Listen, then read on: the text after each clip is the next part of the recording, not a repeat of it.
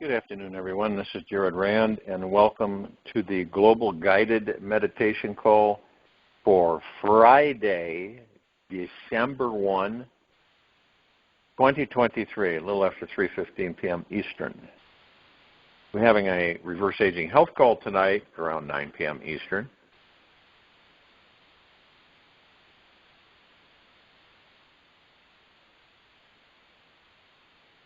What stops us? What prevents us, like stopping us dead in our tracks? What would happen if we were fearless?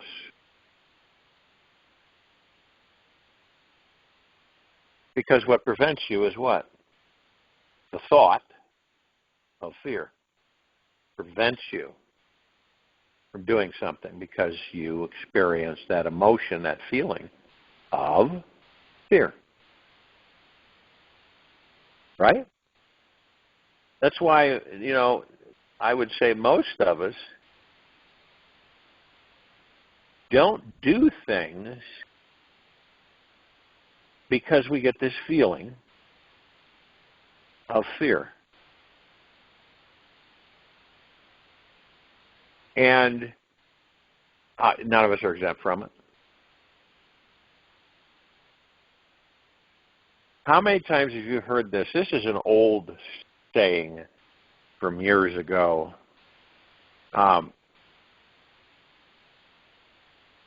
We make mountains out of molehills.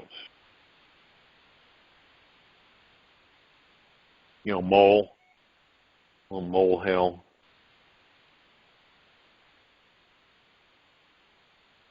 Or a mountain out of an anthill, whatever.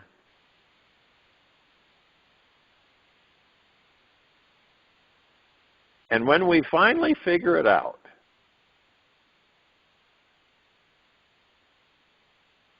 that it is an emotion, which instigates what? Thoughts. Okay? So it's an emotional response to something.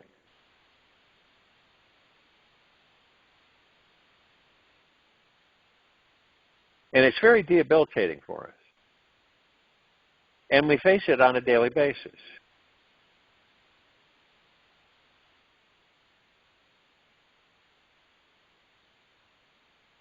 So, since we know it's an emotion, emotional response that happens when we imagine or believe that something is going to harm us in some way. Now, it can be healthy when it provides a valuable service of keeping us safe from physical dangers, such as a bear or a mountain lion or whatever animal coming at you, right?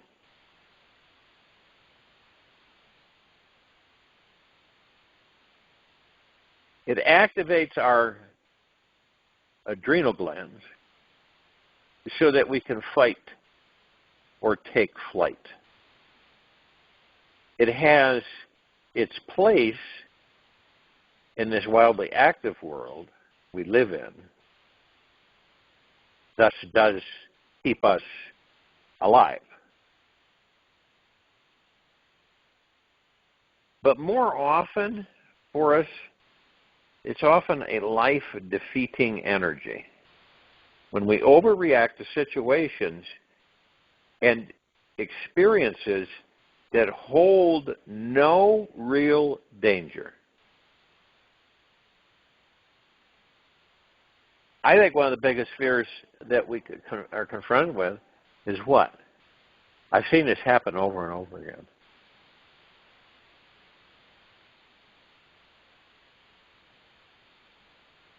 What would you think one of the greatest fears are that we carry?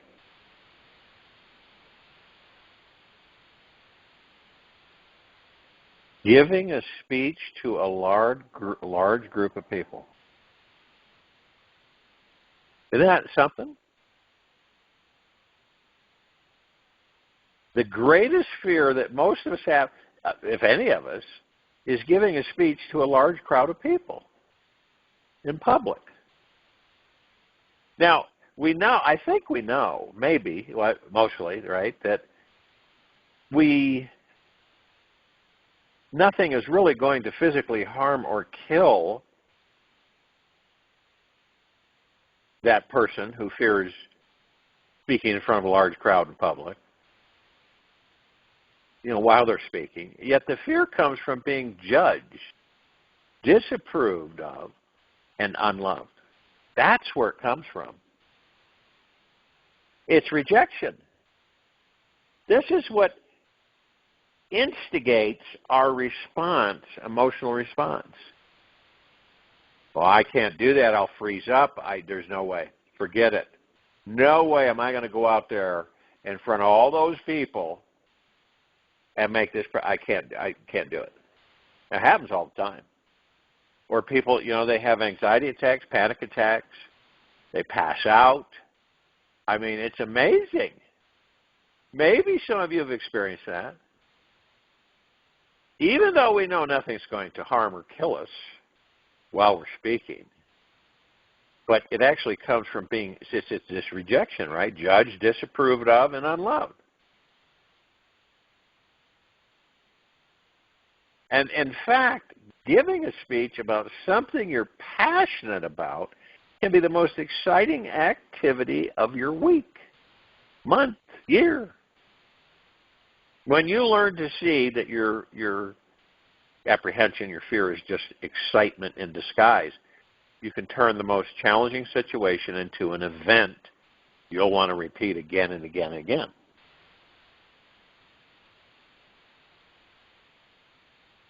But how many people would you believe on this planet are scared to death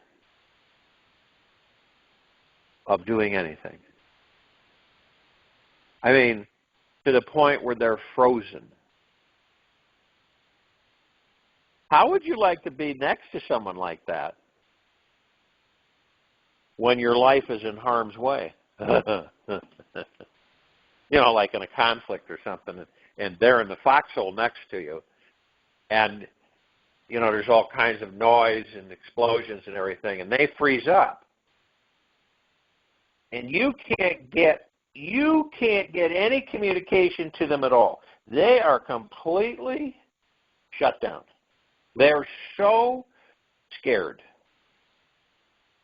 I don't know if you've ever experienced that. But I think a lot of us, through this life, we'll just focus on this life, that we've experienced it. About something. I mean, even a scary movie, right? You ever watch a scary movie and then go to bed and have nightmares? Even though the movie's not real, right? But we still have that emotional response. Well, we also know that the proven fact that you can't have courage without fear. Period. It's not, forget it. It's not going to happen. You've got to have fear in order to energize courage. If you talk with anybody who has been in a situation where they've become a hero or saved someone's life or, many different things. And if you ask them, and normally they're very honest, you ask them, were you afraid at all? Were you scared? And they say, to the bone. To the bone. But I knew that I had to overcome that to save that person's life. Remember, life is the supreme value of the universe. Life is God. And so it can be used as a vehicle or tool, okay, to help us through many things. This goes into what? Mastering your mind. The emotions, and, we're very energetically emotional beings. And what it does, see, it's like when you don't know who and what you are, okay? When you don't know who and what you are, what happens? You haven't been able to figure that out. If you knew who and what you are, you would never experience fear. Period. It would be gone. It would never enter you. You would never experience rejection, fear of rejection, or having someone not like you, or where, there's a breach or a weak link there because we as a civilization have not learned that. Because of what? Because of our programming. That's why we're on this path of discovery. All of us are. And it boils down to discovering who and what we are in these bodies. That's what it boils down to. Everything's connected to that. A lot of the emotionality or the emotion of our species, of our civilization, is predicated on what? Not being accepted. Isn't that the truth? Now, I know some people say, I don't care. And some they do care, but they say they don't. But there are some people that I have met that really aren't concerned at all about what other people think of them. Period. They don't care, which is great.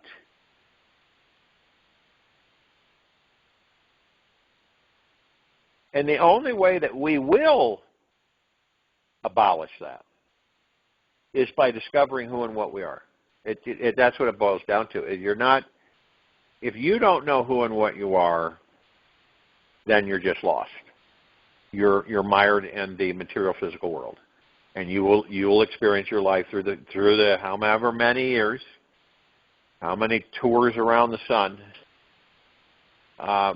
That's where you'll spend your time in this life, in the material physical world. How many of us do that right now on this planet? What would you say? Maybe the majority? Doesn't make them bad. I would say the majority. How many children in this very moment, on this planet, in this now, know who and what they are? Maybe some, maybe. Maybe not many at all, but maybe some. And in order, it becomes more difficult as we go into adulthood, okay, and these bodies get older and older, and we have more years and more years and more years. And you've heard the term set in their ways. That person's set in their ways, they're never going to change. Right? Maybe it's you, maybe it's someone you know, that they are not going to change. When you put forth an effort to communicate them about something that maybe you ought to do this, or maybe you ought to do that. Oh, no. I'm fine exactly where I'm at, what I'm doing. No, not going to do that. And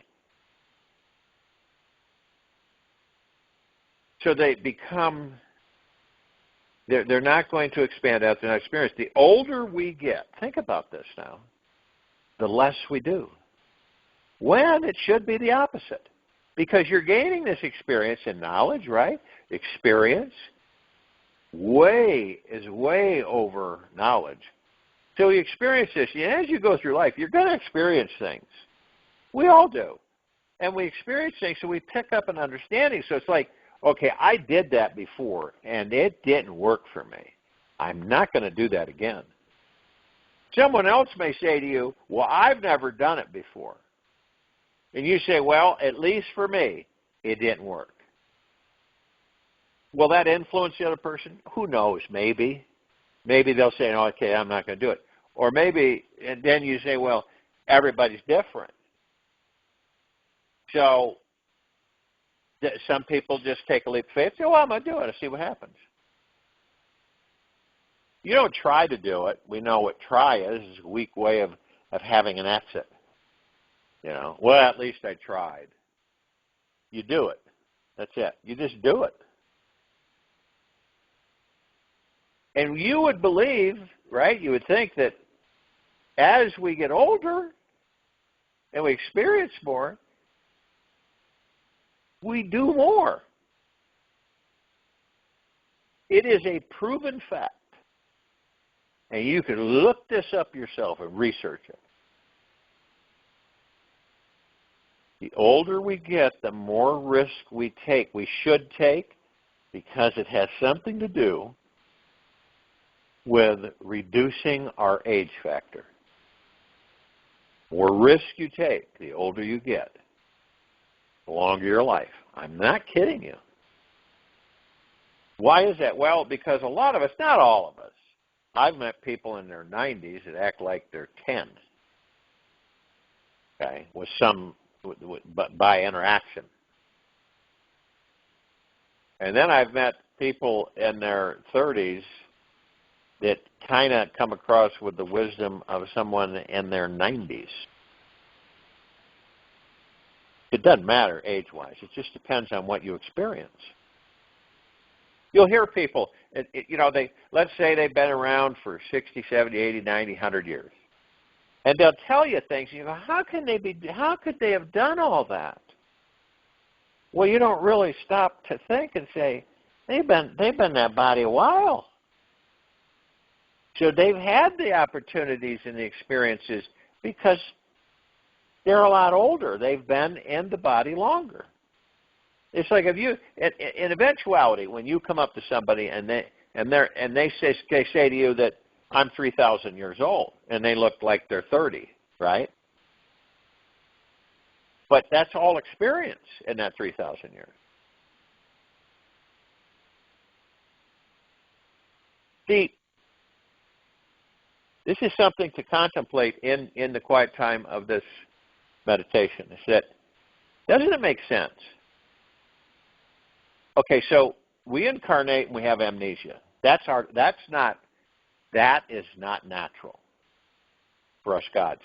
So it's devised, and it's being done to us by other beings. So, okay, so we come into a body, right?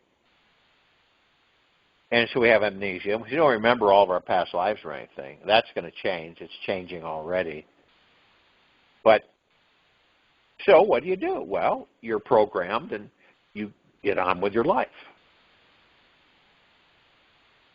Now imagine what would happen, okay, that we know who and what we are. We learn it. And that we know that we're immortal in these bodies. Body's immortal. And you live as long as you want in that body. Now, none of us would probably ever have a projection because it's, you stay in the now because that projection would be ego mind. So you get in that body, so you kind of know that you got a lot of time to learn about who and what you are. A lot of time.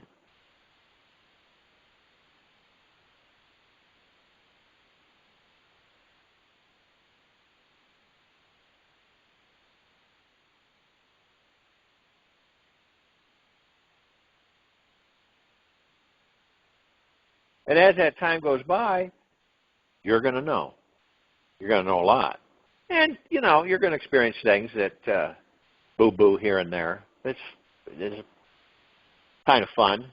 Kind of keeps things vibrating. And you say you live 3,000 years, and you say, it's time I'm going to leave the body now. Had several families, done this, done that, learned a lot. And see, then when you come across, think about this now. When you come across young ones who, of course, they don't need any de-aging or anything, and you teach them from your experiences, what will that do for that generation? What will it do for several generations? It'll be huge. It will be huge. It'll be a huge impact. Huge. Can you see how it's interlinked? How it's finitely connected? You begin to understand that none of us are separate from each other. We operate as one unit. You've seen a flock of birds, right? You ever seen a flock of birds and how they fly? I've brought this up before. They fly absolutely in order. It's like they're all one. They move together at the same time. They turn together at the same time. They bank together at the same time. I mean, it's perfect when you watch them. Not one is out of sync. Not one. And what are they teaching us? What are they doing to show us we're the same? But we believe that we're not. So someone says, well, okay, so say that I know. Say that I know who and what I am, okay? Through heart-mindedness and understanding that I'm the God within this body and I'm not the body. And I'm not the name. Because believe it or not, all of us, when we leave the body, none of us have names. We really don't. We don't need names. The one, call ourselves the one because of the fact that we're all one, appearing to be separate, so that we can experience. Isn't that wild? So we experience. We don't make mistakes. That's in the jargon here on this planet. You see how things are engineered? You begin to grasp them and you start understanding them from a watchful standpoint and not a judgmental. You start putting two and two together. Snap another puzzle piece into place. There's no such thing as mistakes or right or wrong. Right or wrong. On this planet, that's base ego mind based. So when you're doing something, you experienced it. I experienced it. See, on this planet, it looks like, well, you failed or you made a mistake. No, it's just an experience for me. You see how that goes? Because eventually on this planet, people won't be in that mindset. They won't. They won't say that I messed up or I made a mistake or I'm wrong or I'm right. It won't be there because all of us are experiencing. And interestingly enough, we are all on the right path. All of us are on the right path. Every one of us. You can't screw your life up either, even though the society will dictate to you, oh, you really messed your life up. Right?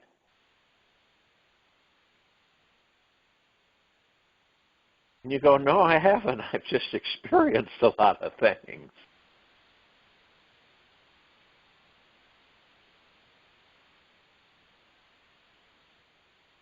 And what that does is it helps us, doesn't it? Doesn't it help us? The experience helps us.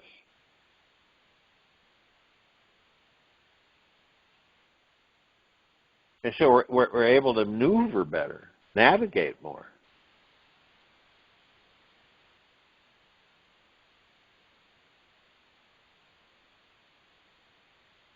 And when we also understand that every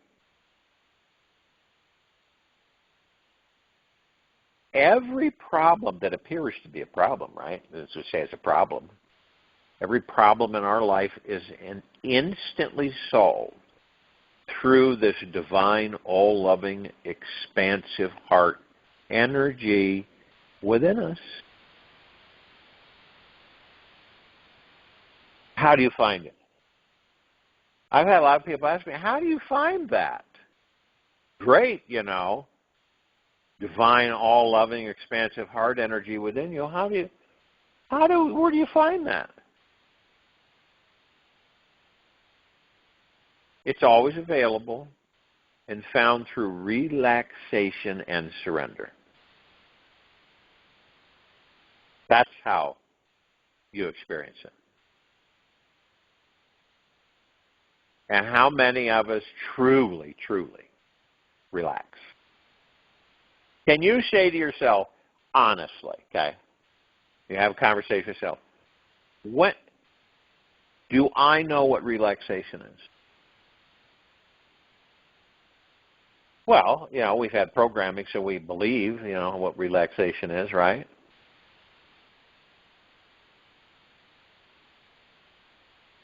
And some people are relaxed by doing something. There's something that they get relaxed about. Could be anything. And see, we're all different. In our physical bodies, we all have different little quirks and things. But relax. When we relax, we learn how to trust life.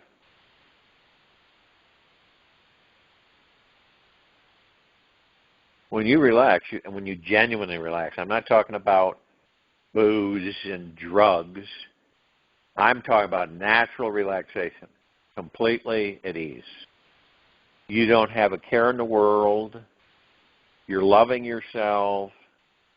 You're hugging yourself. You're at ease. You're totally at ease. You don't have the worries, the stress, and the fears. They're not there. You're focused on the now, and you're completely relaxed. How many times have you heard or seen or experienced yourself? Well, I'm gonna take a 2-week vacation, let's say, right? And so you go on this vacation, you still have your phone, and you're still calling, talking, and you haven't decompressed, and so you're and you're always doing something. See, vacations are meant to do what? Do something. Go see something. Be active.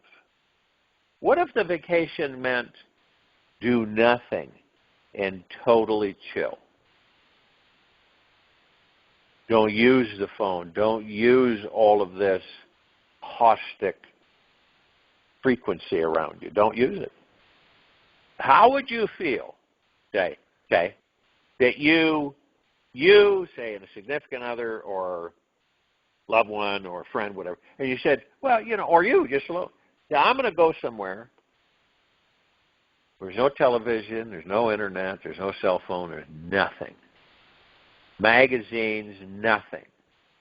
Could you do it? Or would you have apprehension? Would you? And you just check that with yourself.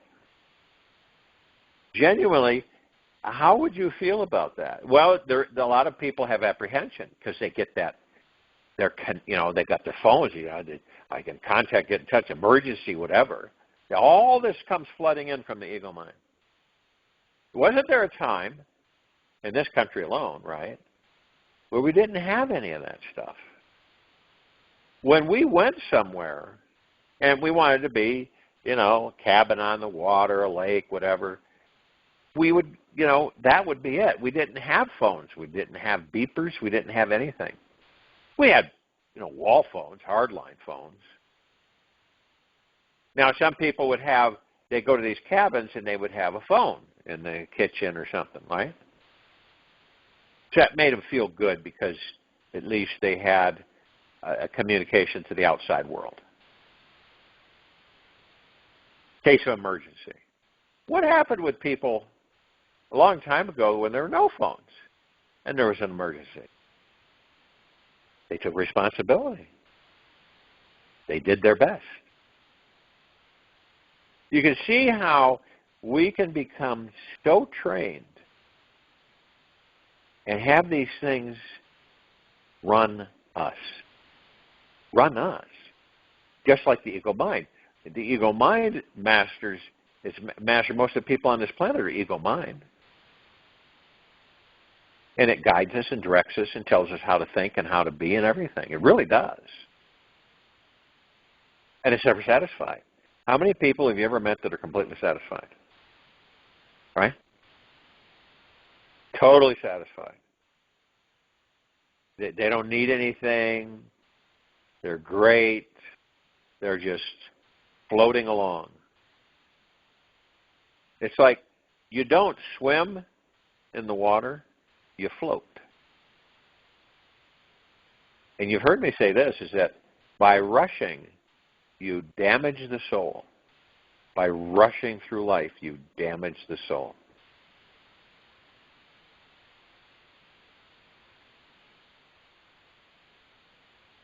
And there's no reason for us to rush.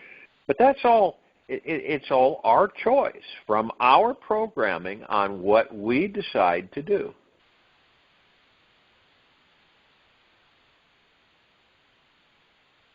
And the biggest thing that I believe that this civilization faces on an ongoing basis, on a daily basis, is what? They've got this big thing about rejection. Young men worry about rejection, right? They have that fear. Women worry about rejection. We all worry about what? We have this rejection. What does rejection breed? Fear. We all have this thing about rejection. Some more than others, of course. There's variance. But that's what we do. We're just scared silly to be turned down. It's like you're out and about. You're a young person. You're out and about. You're having a good time with your friends, and you see that you could be a woman doing, a girl doing this, or a guy, and you see somebody across the room that you all of a sudden you're drawn to. You're drawn to them, okay? And now, usually it's the guy asking the girl in most cases, right? So the guy wants to dance with her. But what stops him? Rejection stops him. The fear of being rejected. So isn't that crazy?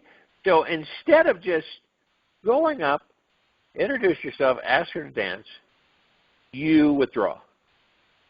And then, of course, you have friends that will say, forget it. There's no way. And every now and then there's someone that says, what the heck? Right? And so they go up and say, hey, you want to dance? And they go out and dance. And then the rest of the guys are sitting there with their mouths in their laps going, what just happened there?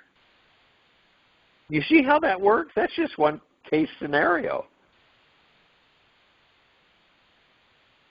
Or you're doing something as you're growing up and you want to be approved, right? You want to be approved. You want to be given adoration, congratulations, good things because of your efforts.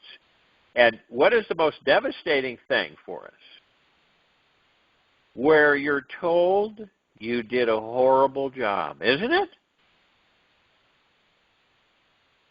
But you could flip it around and say, hey, this is great. I learned from this. I experienced it. Do you do better next time? But you don't do better because of society. You do better because of you. That's the whole point. You do better because of you. Isn't that the case always? Isn't it the case that you're discovering you? You're discovering you as a God in the body. You're also discovering you as a human. And I'm not talking about analyzing ourselves. ridiculing ourselves or coming down on ourselves. I'm talking about being gentle, kind, generous, and humble with ourselves at all times and in deep gratitude because of what? Everything we do is phenomenal. Everything we do is absolutely phenomenal. All of us are phenomenal, supreme human beings. We're supreme human beings. We're supreme. If the God's in the body, and it's a supreme, omnipotently powerful being, what do you think that makes the body? You have that kind of power housed in these bodies. Do you think there's limitations? No. But society dictates to all of us that you've got to have limitations. You got to have limitations. Period, okay? Don't talk about that nonsense, silly. You'll never be able to do that. You, on the other hand, say bunk to that. You say, I can do anything I choose to do. I can create and manifest anything I want to manifest and create. I can have any life I choose to have. And whether we do it directly or indirectly, we create the lives in this every one of us, the way we are living, we have created that life. Right to the T. Perfection. Absolutely perfect. Now, it doesn't mean that you were consciously aware of that. But that's it. When you get to that point, because we will all get to that point of understanding that we're omnipotently powerful, supreme, immortal beings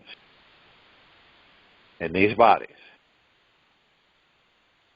And once we open up that gateway where it's all revealed to us because we've chosen to go within and discover it.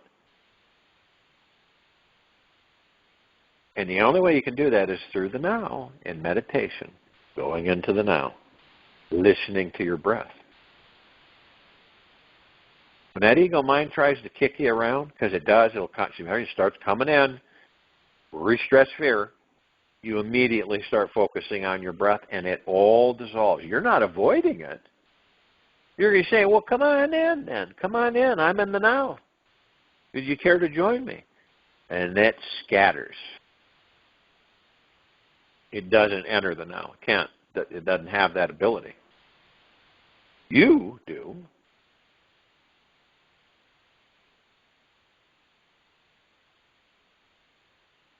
But rejection is powerful, isn't it? You go to work, you get rejected, or you didn't do a good job. Horrible job. But I'm not going to fire you.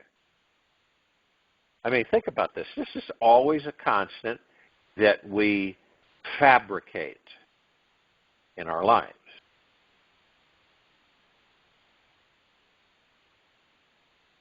You get attached when you say, I want this to happen, right? I want this to happen.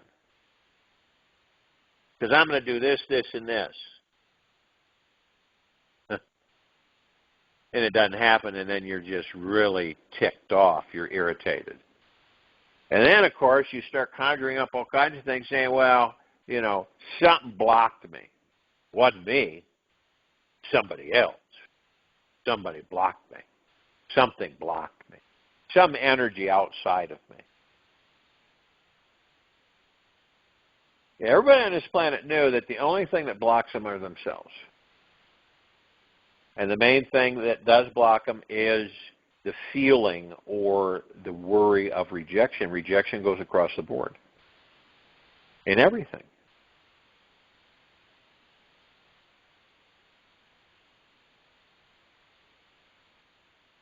People, that they're worried about the fact or fearful about the fact that, okay, so, hey, you want to come and do this, whatever it may be? And you've never done it before in your life, right? You have a clue. And so you say, oh, yeah, I've done that before. And then, of course, you go and you do it, right?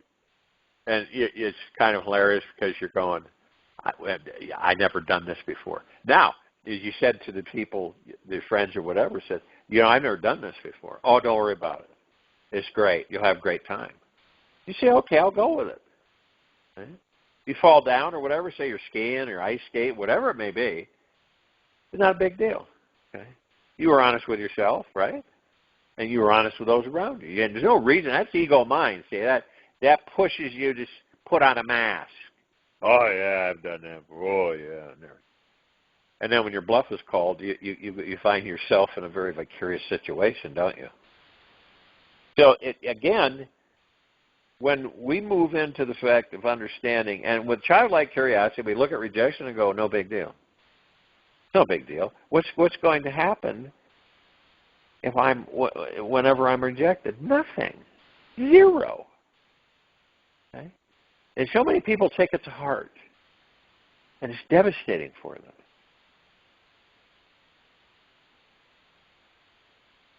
I got in a fight with my girlfriend. Oh, and I'm devastated. Why?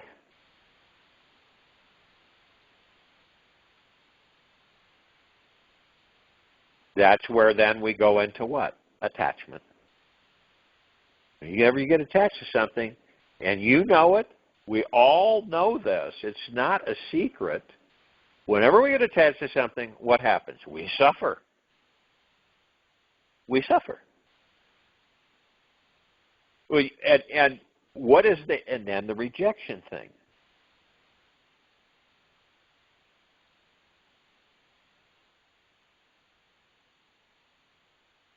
And it's like, say, you want to get your vehicle repaired, you call a mechanic, right?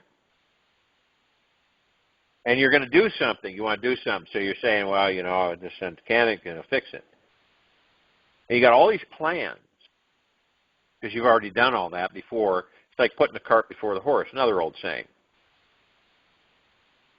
And so you call your mechanic to say, well, how long do you think it'll take? I'm booked 3 weeks out. What? No, you got to do this now. All my plans will be wrecked. I can't get you in any sooner than that. You see, you counted on something. You were attached to it. You had expectations, and it didn't happen, and you suffer. Disappointed. Now I'm going to have to change all my plans. Instead of saying, let's see how creative I can get, okay? My vehicle's in the shop, so I could be done. I'm not going to be able to do anything with it for 3 weeks, so I got to figure out a way where I can still do this stuff and figure out what direction I can get transportation, how can I maneuver this, and how can I manifest. I want to manifest all this. See, that's a different swing. That's a different swing.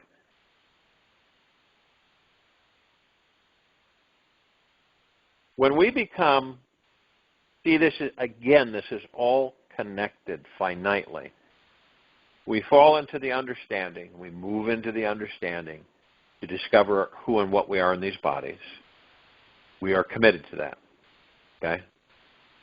And that's what we will do.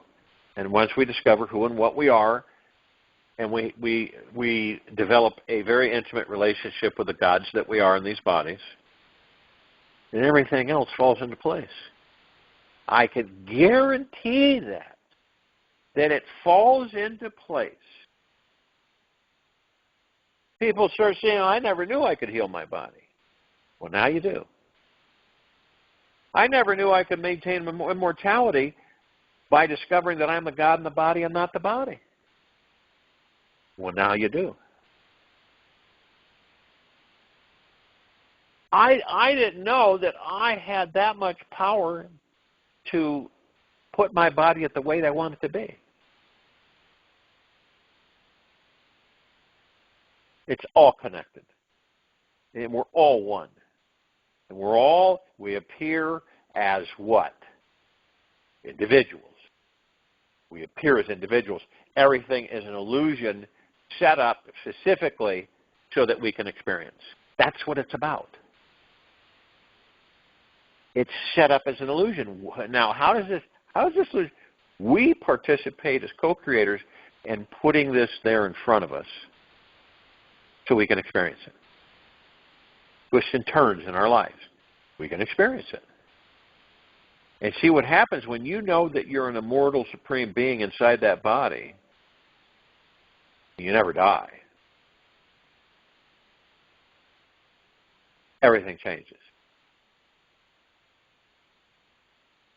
And it's all entertainment. It's all experience. Because we all know eventually that life will be done. We will be out of that body.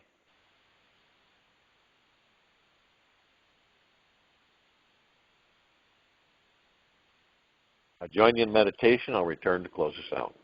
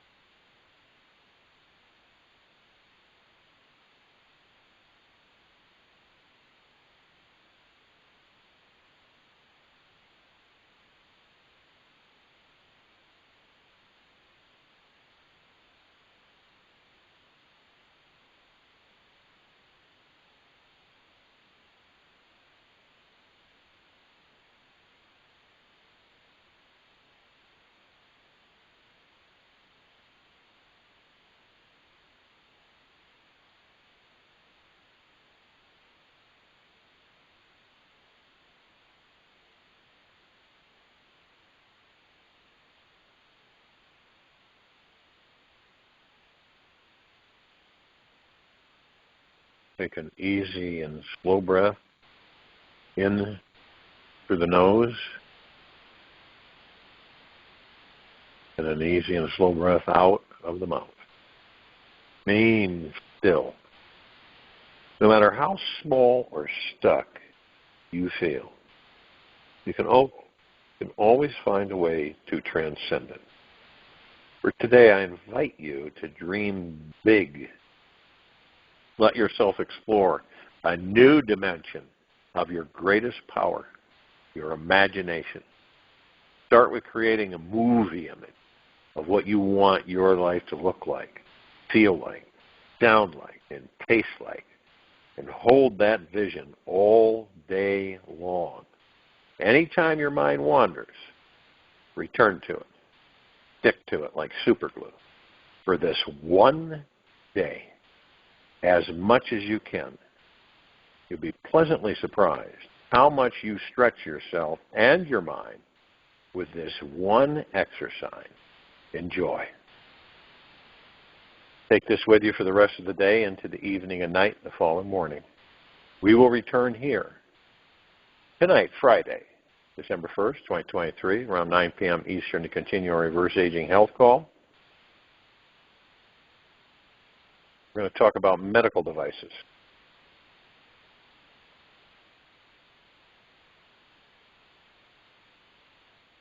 Be gentle, kind, generous, and humble with yourself at all times. Be in the highest of the highest high, deepest of the deepest deepest, purest of the purest purest, eternal gratitude at all times, no matter what's happening or going on within you or outside of you.